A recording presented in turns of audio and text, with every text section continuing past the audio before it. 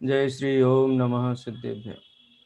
नमो अर्हन्ताणं नमो सिद्धाणं नमो आयरीयाणं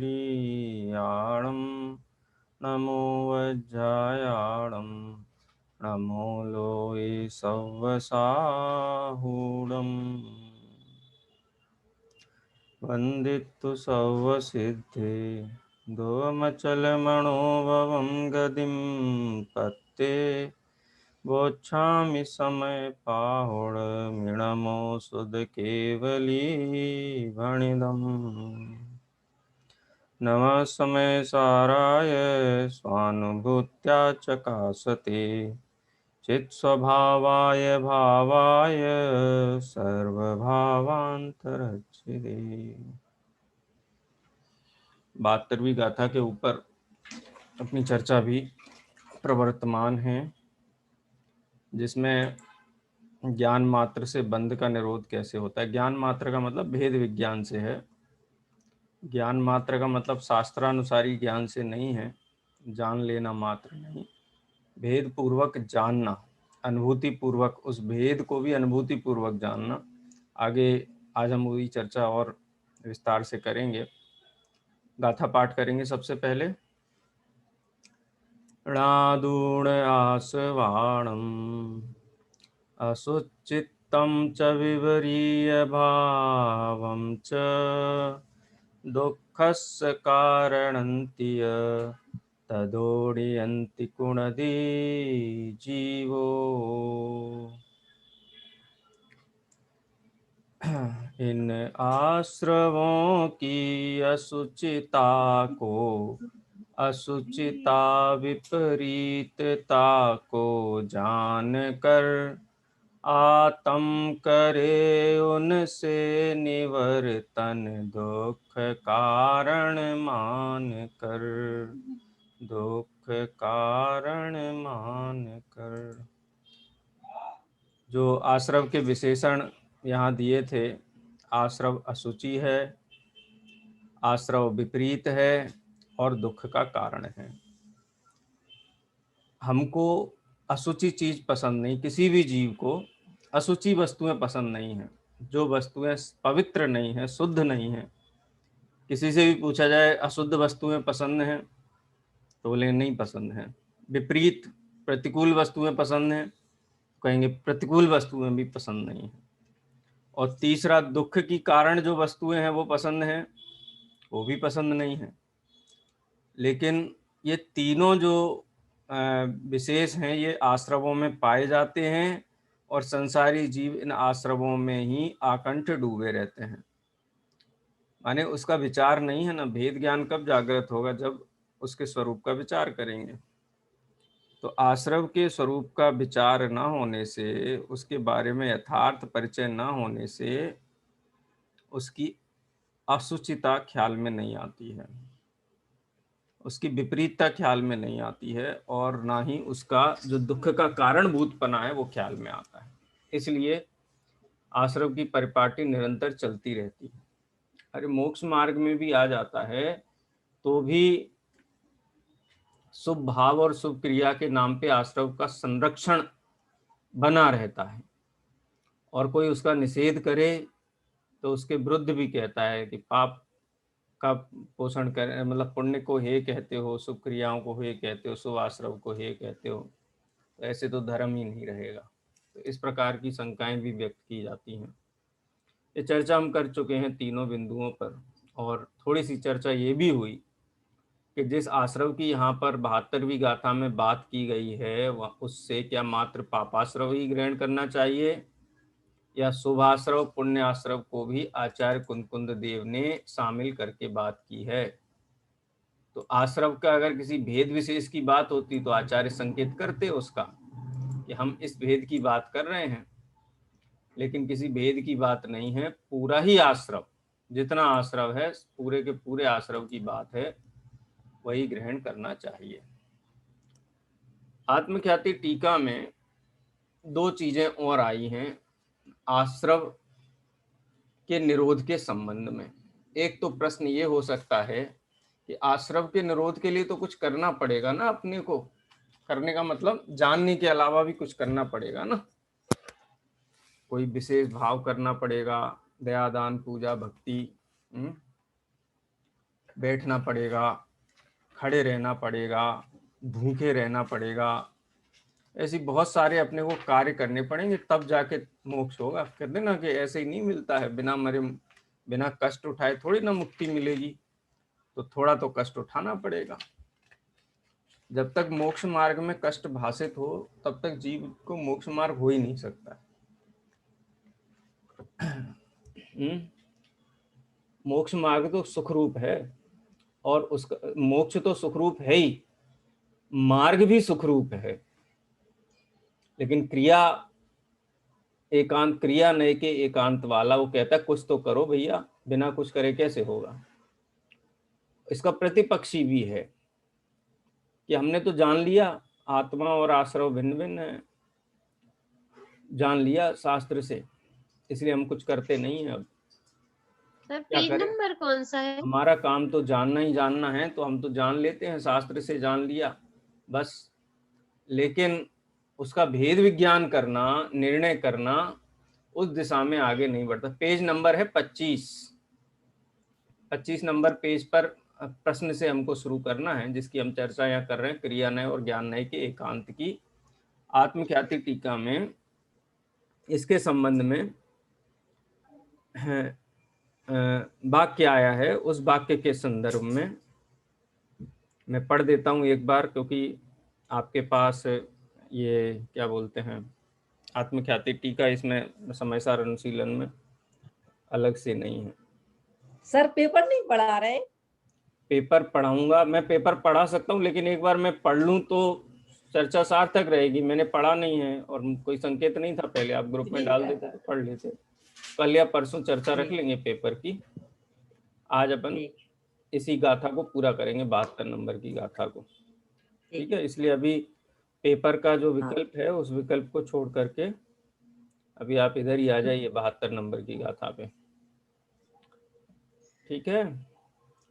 तो आश्रव का निरोध के लिए क्या करना पड़ेगा, मैं आपसे पूछता हूँ हेमलता जी, कुछ तो करना पड़ेगा ना?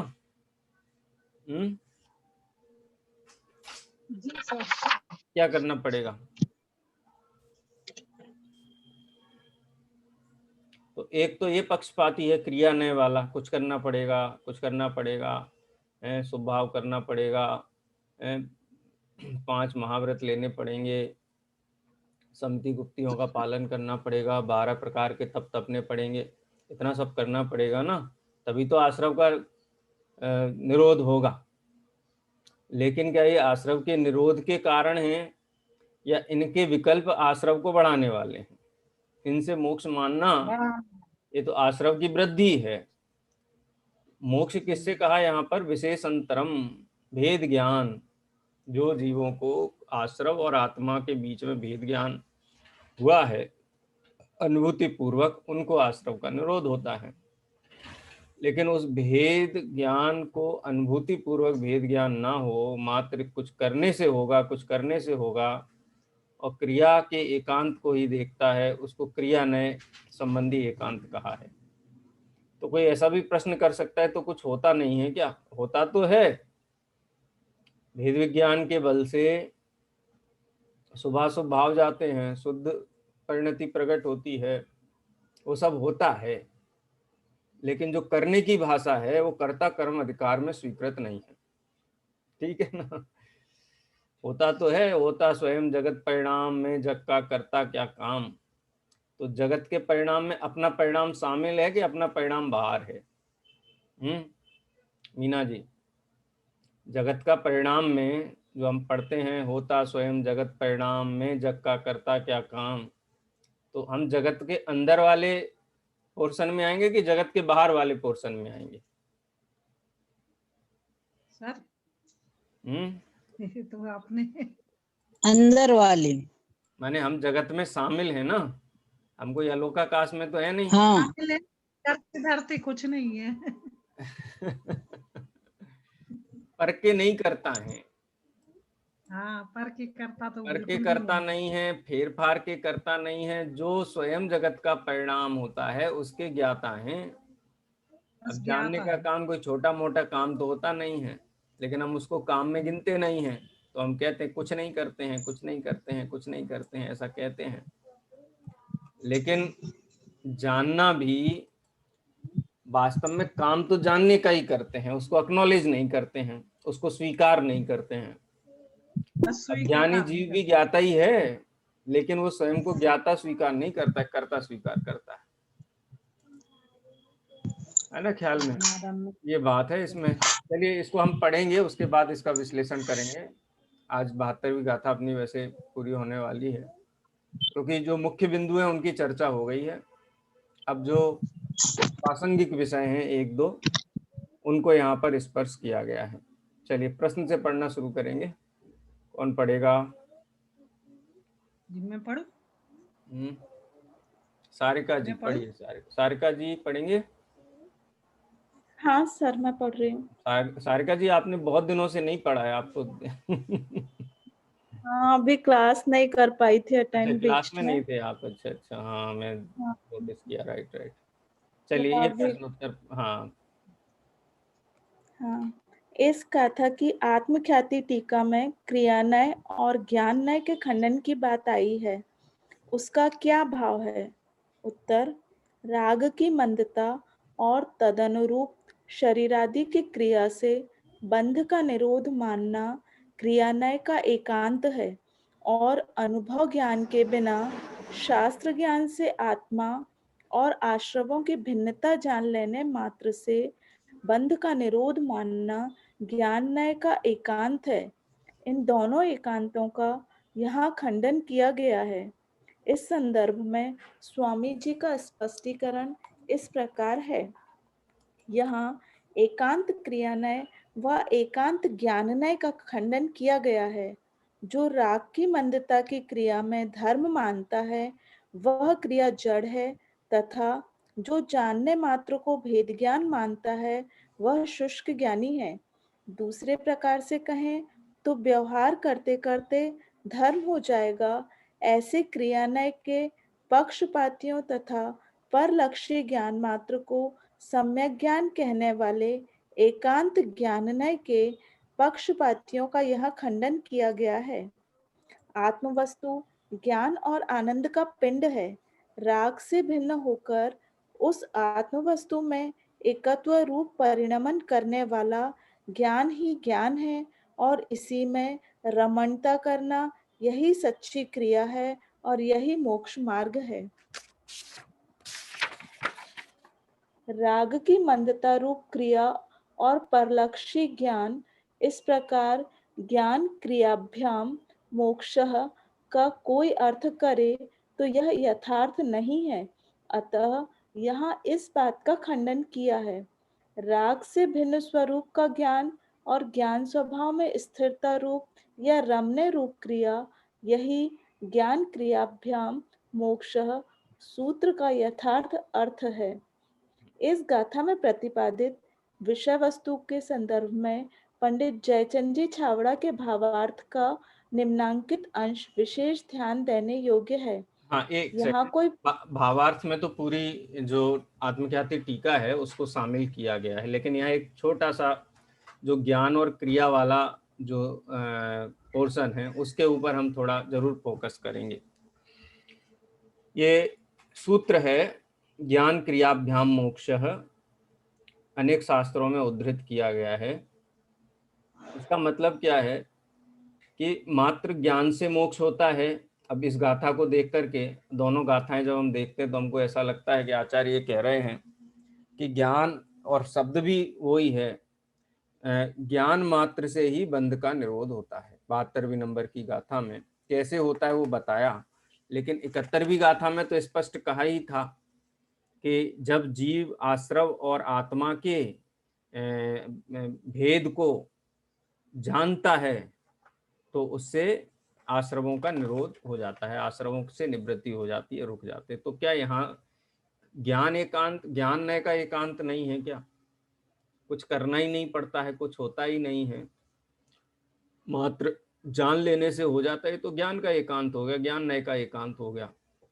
तो वास्तव में यहाँ ज्ञान नय का एकांत नहीं है, अपितु यहाँ ज्ञान नय और क्रिया नय इन दोनों एकांतों का निषेध है। वो किस प्रकार से है कि जानना तो कहा है, लेकिन कैसे जानना? भेद ज्ञान पूर्वक जानना। और भेद ज्ञान भी कैसा? अनुभूति सहित, अनुभव सहित भेद ज्ञान पूर्वक जानना। तो अनुभूति क्रिया है कि ज्ञान है? जानना भी है और अनुभूति भी है। जीव की क्रिया क्या है, मैं ये पूछता हूँ, जीव की क्रिया क्या है?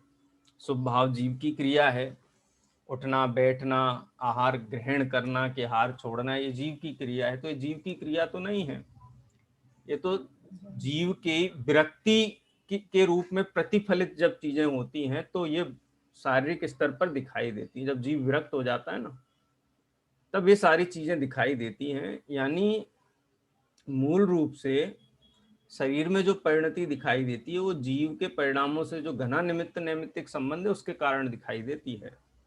लेकिन इतना ध्यान रखना कि जिस जीव को अंतरंग क्रियाएं होती हैं, अंतरंग क्रिया का मतलब है चारित्र मोह और दर्शन मोह का अभाव, उनको बहिरंग में क्रियाएं दिखाई देती हैं, उनको बहिरंग क्रियाएं दिखाई देती है। अब बहिरंग क्रिया का मतलब शुभ भाव और मन वचन काय की प्रवृत्ति समझ लेना चाहिए। तो नियामक तो अंतरंग क्रियाएं हैं जो ज्ञान सहित होती हैं, बिना जाने मोह का अभाव नहीं होता है, राग द्वेष आदि भावों से निवृत्ति नहीं होती है। तो क्रिया तो होती है लेकिन ज्ञान सहित होती है। तो ज्ञान क्रियाभ्याम मोक्षः, ये सूत्र सार्थक है, निरर्थक नहीं है। लेकिन कोई ऐसा माने कि कुछ करना पड़ेगा, शुभ भाव करना पड़ेगा, दया दान पूजा भक्ति का भाव करना पड़ेगा, देख करके चलना पड़ेगा, देख करके उठना पड़ेगा, देख करके बैठना पड़ेगा, ये सारा हमको दया पालनी पड़ेगी तो ही आश्रमों का निरोध होगा। तो ऐसा एकांत यहाँ नहीं है।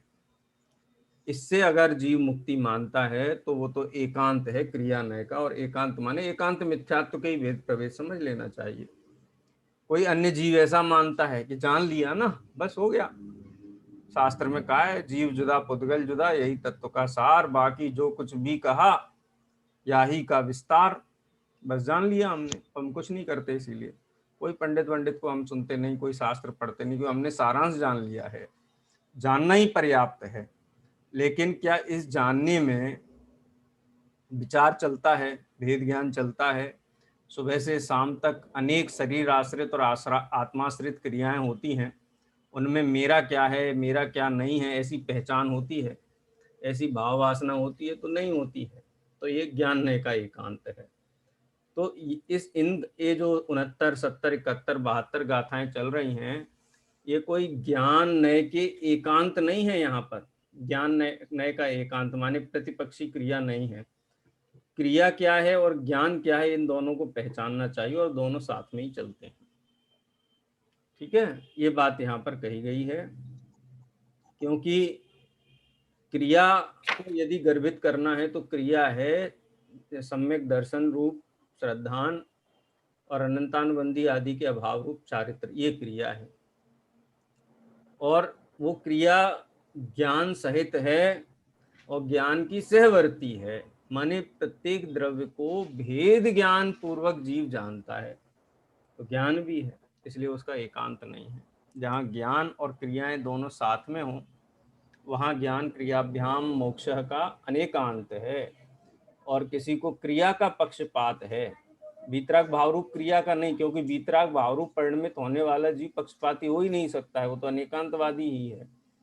जिसको स्वभाव रूप क्रिया का या फिर मन वचन काय की जो जड़ की क्रियाएं हैं उनका आग्रह है, तो वो क्रिया एकांत वाला है, कोई ज्ञान का एकांत वाला है। और तीसरा एकांत भी समझ लेना चाहिए, उसको भी नहीं छोड़ना है, जिसको कहते हो भय एकांत।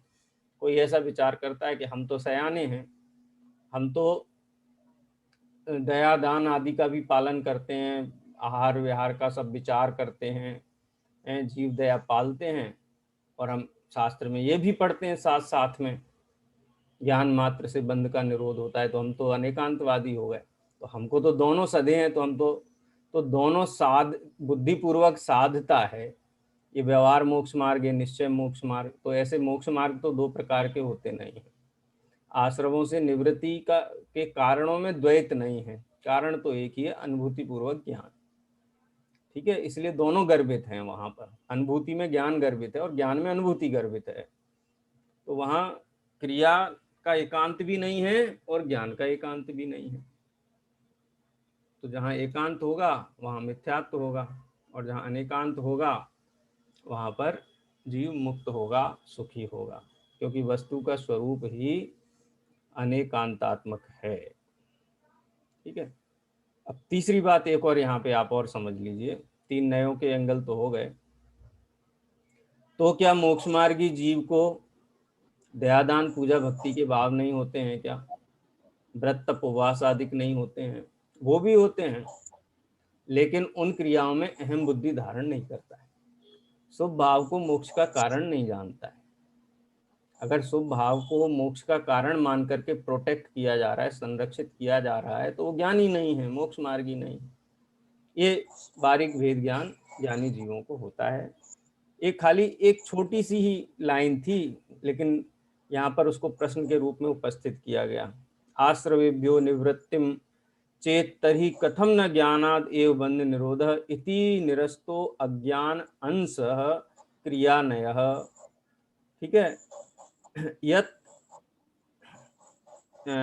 यत्त्वात् आत्मा आश्रवयोः भेद ज्ञानम अपि न आश्रवेभ्यो निवृत्तम भवति तद ज्ञानम एव न भवति ज्ञानांशो ज्ञाननयोपि निरस्तः। मैं इसको हिंदी में पढ़ देता हूँ कि हम लोग भी मूल समय सार विराजमान कर लें क्या साथ में पढ़ते समय? हाँ रख सकते हैं। शास्त्र भी रखिए साथ में रेफरेंस के लिए, क्योंकि बीच बीच में पड़ जाती है उसकी।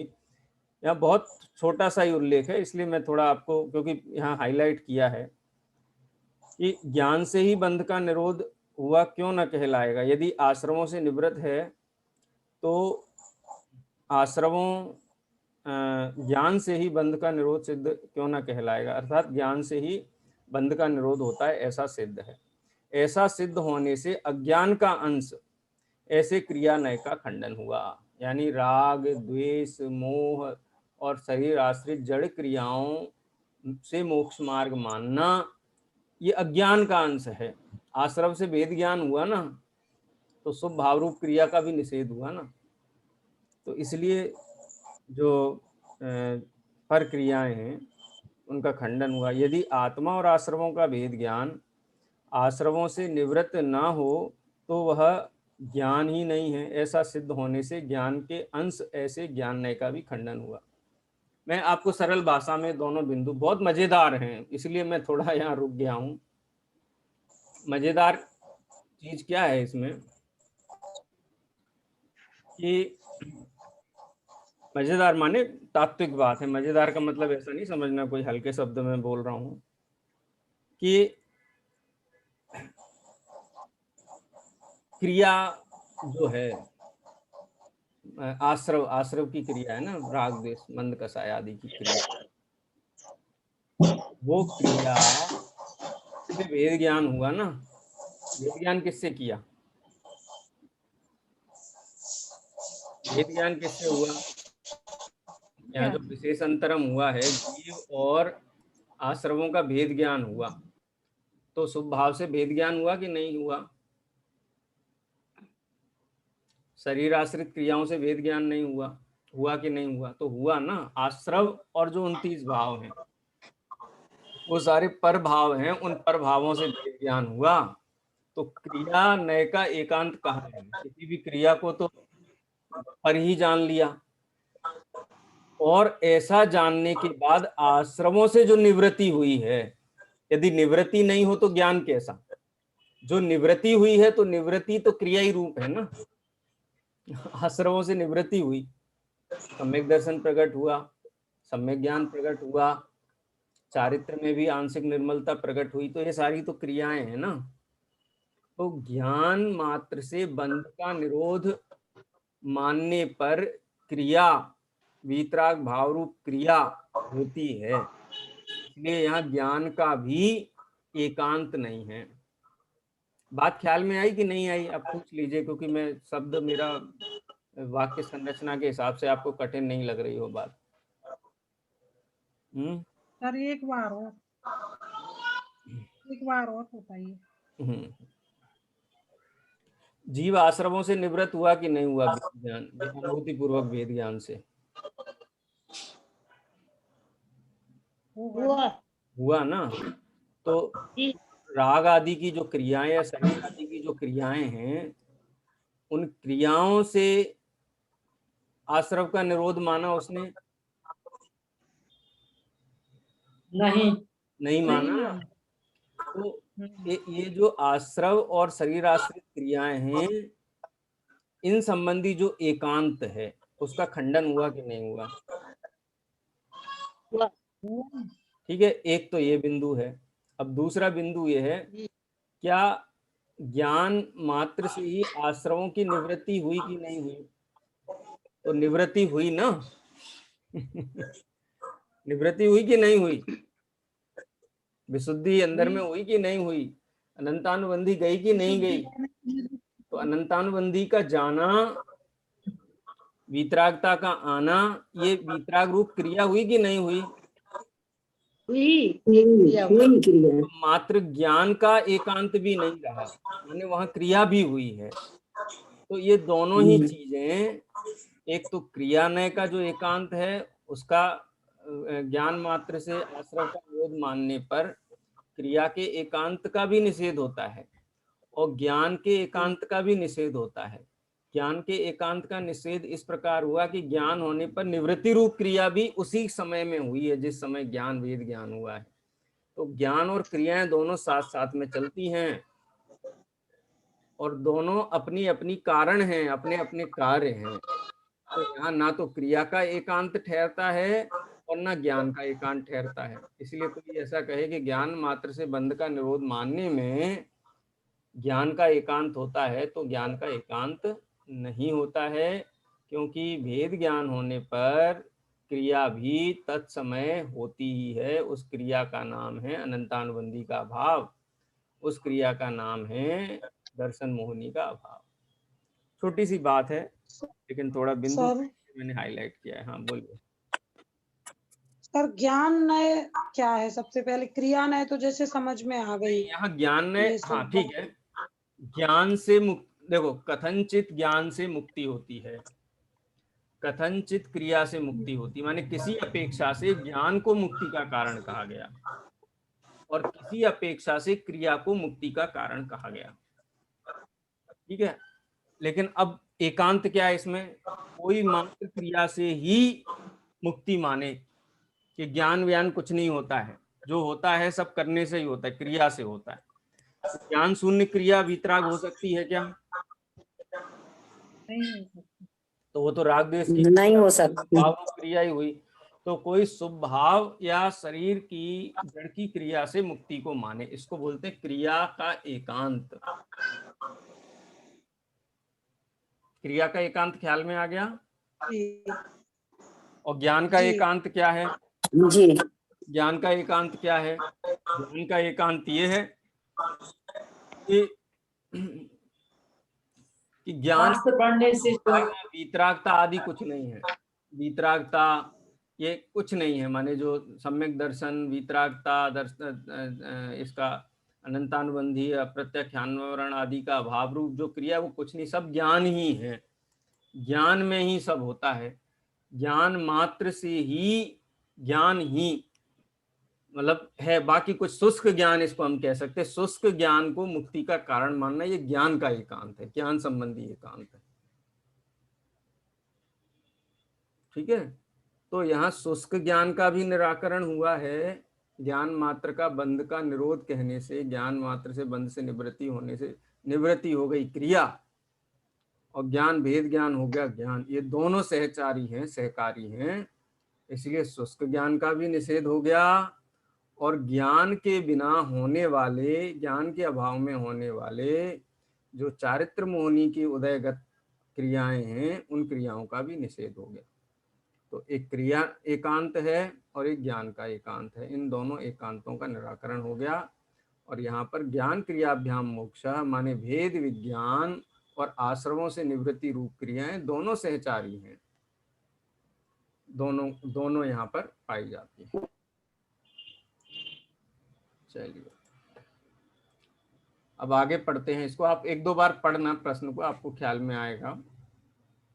टीका में भी पढ़ना, फिर भी प्रश्न रहे तो अपन इसकी एक बार और चर्चा कर लेंगे। चलिए अब आगे पढ़ते हैं। भावार्थ पूरी जो गाथा और टीका है उसको संक्षेप में जयचंद जी छाबड़ा साहब ने यहाँ प्रस्तुत किया है। हाँ, कौन पढ़ेगा?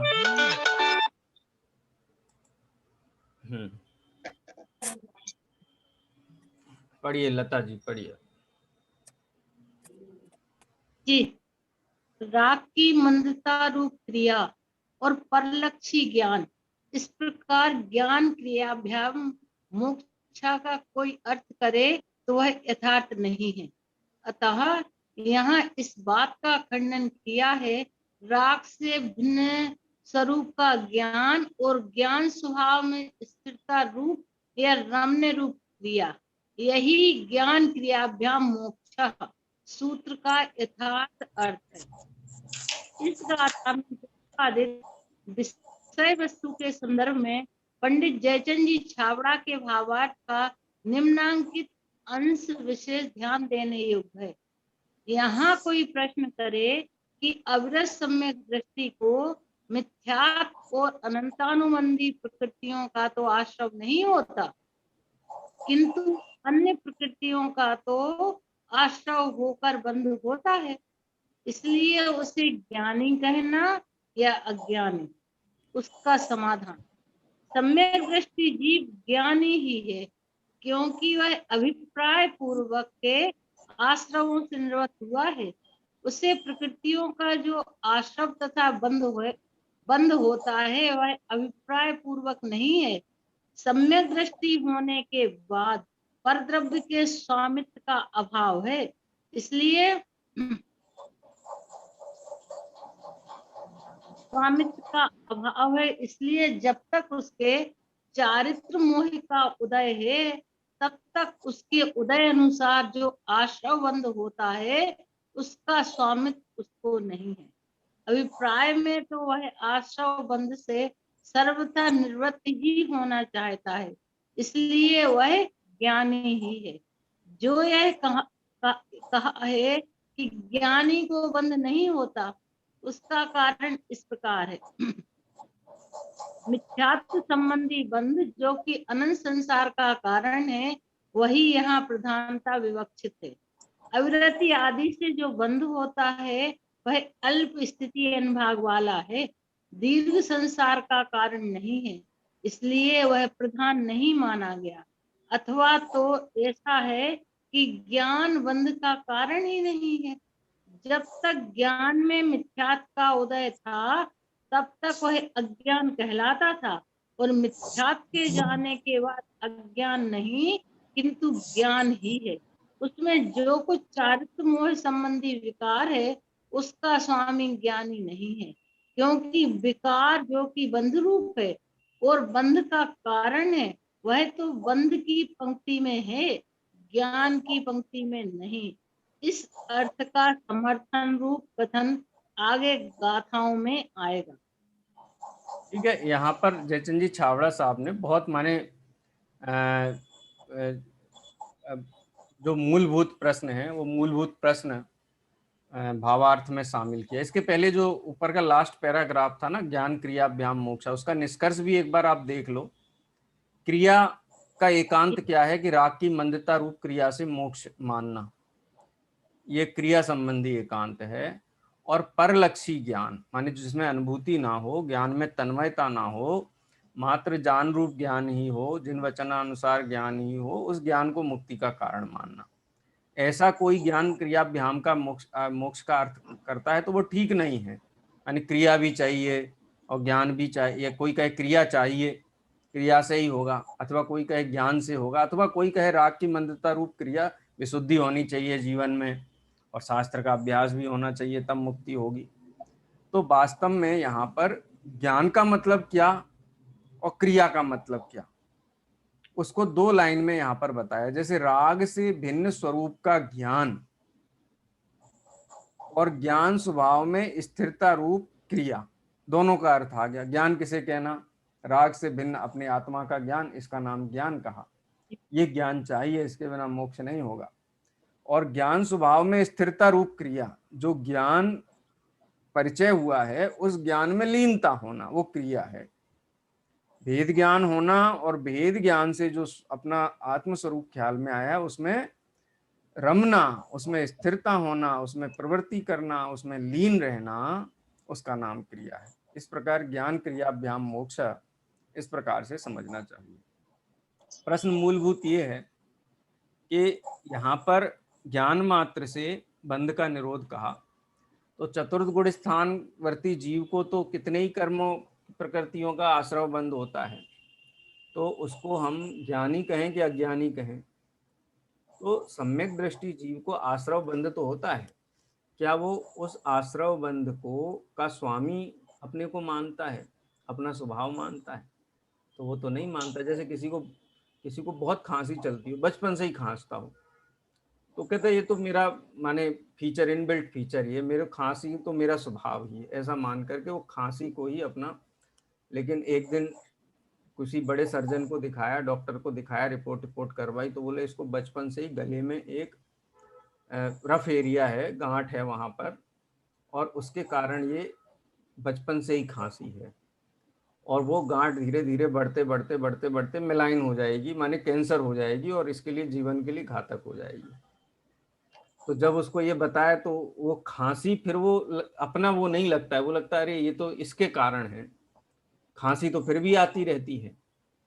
लेकिन वो खांसी को जैसे पहले अपना बॉडी फीचर मान के ही चलता था, अब उससे उसका स्वामी नहीं है। अब कहता है इसको मुझे ठीक करके दूर करना है, ये मेरा स्वभाव नहीं है खांसी।